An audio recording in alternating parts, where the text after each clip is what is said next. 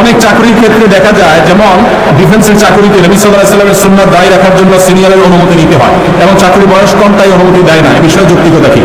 দেখুন, ভারতে ডিফেন্সে আমরা দেখি শিখরা তাদের পাগড়ি পরে তারপরে সেখানে তারা ডিউটি করতে পারে।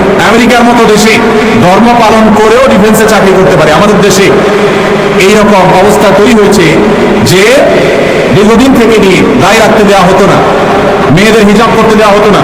একবার বিমানে একজন বিমানবালা আমার কাছে একটা অনুরোধ করলেন যে ভাই মেহেরবানি করে আমরা যারা হিজাব করে ডিউটি পালন করতে চাই, যদিও বিমানবালার ডিউটি হিজাব করে পালন করেও শরীয়ত মতো পর্দা করা কঠিন, বাকি জেনারেলি অন্যান্য ক্ষেত্রেও মেয়েদের যারা পর্দার সাথে করতে পারেন তারা অনুরোধ করেছেন। আলহামদুলিল্লাহ, আনন্দের বিষয় যে আমাদের বাংলাদেশ আর্মিতে এখন এই দুইটা বিষয়ে আল্লাহর ফজলে অনুমতি পাওয়া গেছে। বিশেষ করে দায়ের বিষয়টাতে অনুমতি যে নিতে হয় এটা ডিসিপ্লিনের জন্য আমার মনে হয় এখানে একটা ড্রেস কোড থাকা উচিত একটা প্রতিষ্ঠানের। সেই হিসাবে ড্রেস কোড থাকবে, নর্মাল প্রসিডিউর থাকবে, কিন্তু অকারণে বয়স কম এই সমস্ত অজুহাতে যদি বাধা দেওয়া হয় তাহলে সেই সিস্টেমটা চেঞ্জ হওয়া উচিত। কারণ সাংবিধানিক অধিকার যে কেউ তার ধর্ম